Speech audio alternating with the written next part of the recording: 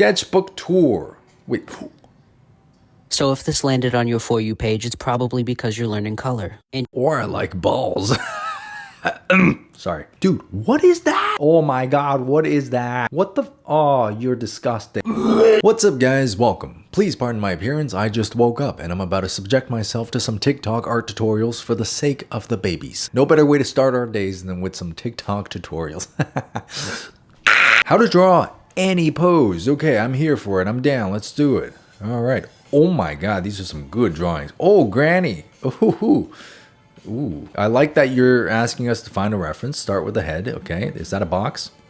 Move on to the torso. There should be a rectangular shape to represent the... Okay. All right, I see you with your boxes. The shoulders are represented by spheres and the arms are represented by thin cylinders. Okay, you know what? I draw my arms the exact same way, so that looks pretty good to me.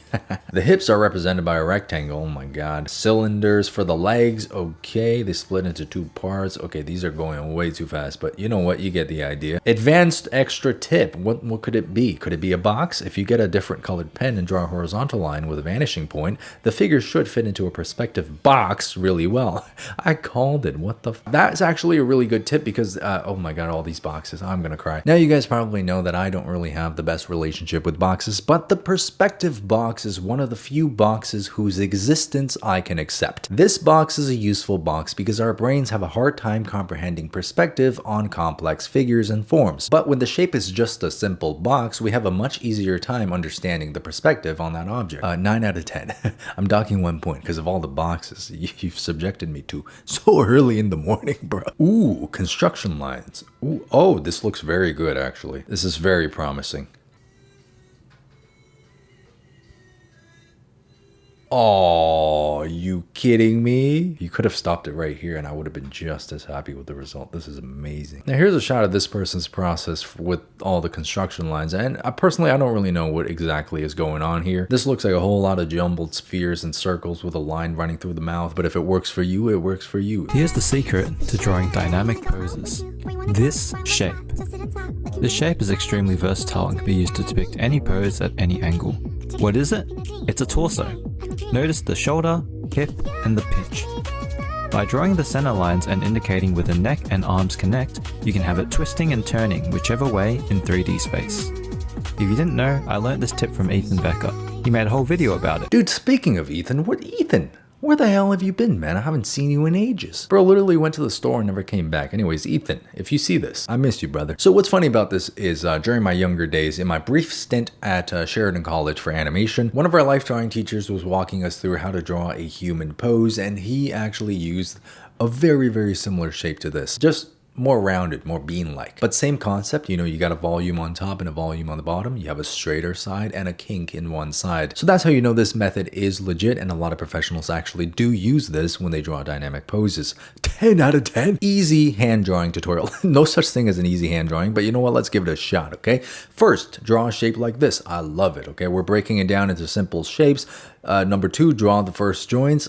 Okay. Number 3, draw second joints. All right. I mean, we should have kept breaking the entire hand down into shapes, but it's okay. That's all right. Third joints, okay. 5, add details. That's a dude, what is that? Oh my god, what is that? What the oh, you're disgusting. 1 million likes? Oh, I'm tired. I'm in the wrong niche of art, bro. This is what I gotta do. The way my smile disappeared. For the tutorial itself, I'm going to give you a 6 out of 10. But you know what? I'm going to save this. I'm going to steal this idea. If you can't beat them, join. How to blend colors like this using those pens. And dude, what? No way, man. You're blending your colors using those fat pens?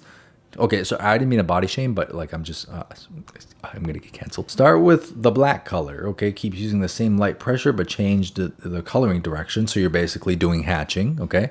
And then on top of this, you add color and they redo the steps. You're going so fast, my God. Then redo the same steps I did. Oh my God. Yo, what the? You're crazy. You're crazy with those pens. But you know what? This is a great tutorial on hatching and how to blend your hatches. But it also shows you that if you know what you're doing, you can pretty much do what you want to do with almost any tool that you're given. 10 out of 10, man. Good job. If you want to get better at drawing manga, then you definitely need a big influence to learn from. Today I show you 4 mangaka who are big inspirations for me. Shinichi Sakamoto is one of the greatest manga artists of all time. He created the masterpiece The Climber. His art is impressive. I love the way he draws the face, but I also love how he uses the rhetorical devices to furthermore express the situations and the feelings the characters are in. And we don't have to talk about his background. Just look at this double page. Tatsuki Fujimoto is definitely one of the most creative mangaka out there. All of his manga have a cinematic feeling. His paneling style is unique, especially because he often draws back to back the same panel to show the reactions of characters. And everything in this manga has a meaning, because he loves to play with symbolism. As you may know, Yukinobu Tatsu was a manga assistant for Tatsuki Fujimoto, and he is the perfect example for just do what you want to do. The manga Dandadan is crazy, and he shows that you always need to express a part of yourself. Kamome Shirahama is a big influence for me, and she is the perfect example how an art style should fit a manga story. I personally have never seen such a creative way to panel a manga, and I really want to see more fantasy manga with this kind of art style. The mangakas out there are on a different level, bro. They're just, look, we are here. We exist on this plane, and these folks are like cosmic beings. They're just, oh, I cannot comprehend it. But you know what? I'm gonna save this video so I can come back to these artists. How I mix colors. Oh, it's Andrew. I love Andrew. In painting just about anything, I like to use the same limited palette, which has a representation of each primary color plus white and black. Using this palette or a similar one, you can mix a good approximation of just about any color, from a 3-day-old banana to the dark part of your disembodied soul. Now let's use my arm as a basis for mixing skin tones. I start out by making a general mixture for the darker values of the skin. I know to start with red since both the subject and light source are warm, and will add blue to darken it as it is a shadow. Next I use more red and add white to make a vibrant red-pink for where the form turns from shade to light. A little more blue for areas that are falling away from the light but not in total shadow. Then a lot more white and yellow for areas directly facing the light source. I'll use similar mixtures moving down the palm, weighting them with red when I need them warmer and blue when I need them cooler.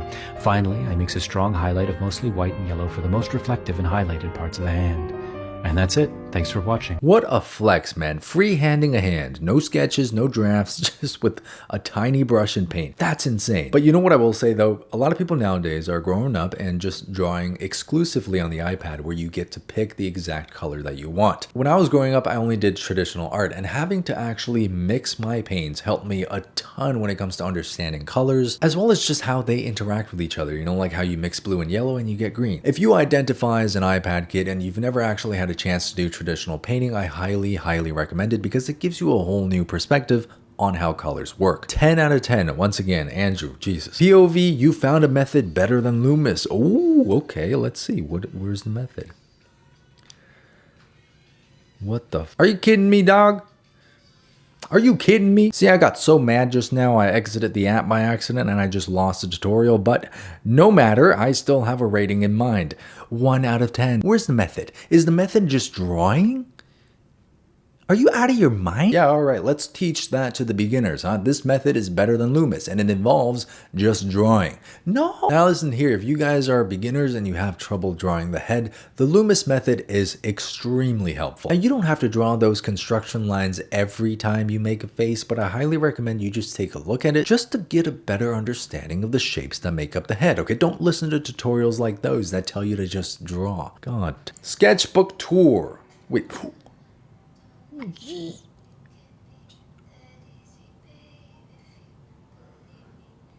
Oh my. Oh. Yeah.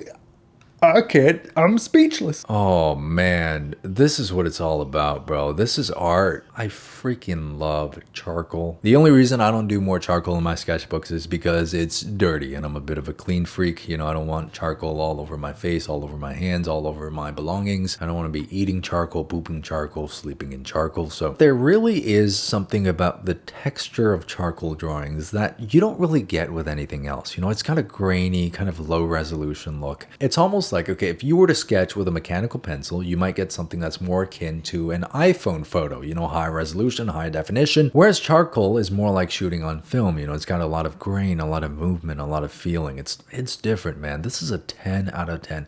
Insane sketchbook, dude. How I draw. Solid tutorial, 7 out of 10. I liked seeing all the steps, but what would be even more helpful for me as a smooth brain is if I saw you actually in the act of drawing, you know, so I can understand how you move your pencil. Are we doing hatching? Are we doing circular motions? Are we doing smudging? You know, that would just be very helpful to know, but good job. So if this landed on your For You page, it's probably because you're learning color. And Or I like balls.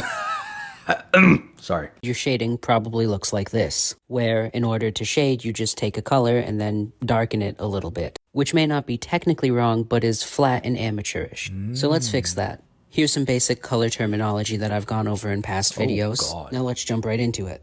Now, like in the opening example, we're going to just be doing colored balls. So I'm starting with the same red as before, then I'm cooling it down and adding the shade after it's been cooled, which gives us a much more dynamic and natural shadow area. Now for the light, we want to stay in the warm tones, but push a little bit more toward yellow, so the light area gets a bit more orangey. And then you can just do a solid white for a specular highlight. Now let's do this one more time with a blue ball, starting with the same blue as before. And for the shadow, we're actually going to push a tiny bit warmer and get this purple. Now since our shadow got warmer, we are going to get cooler with our highlight. And really quickly, one more in yellow using the same ideas. Now let's take a look at the color swatches. As you can see, the shadows generally push cooler and the highlights generally push warmer. Pretty straightforward, right?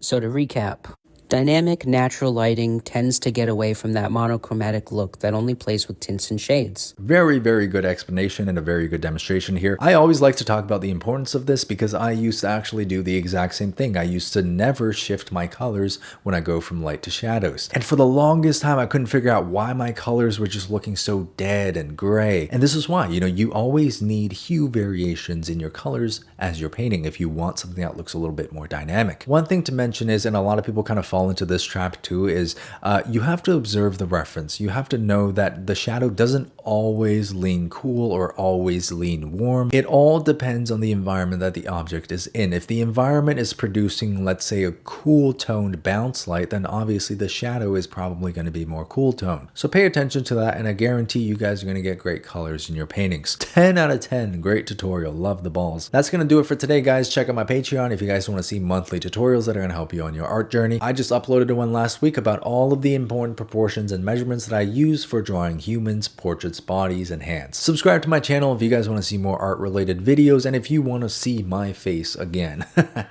I don't know who would ever want that in their lives, but if you do, thanks. I appreciate it. Yeah, it's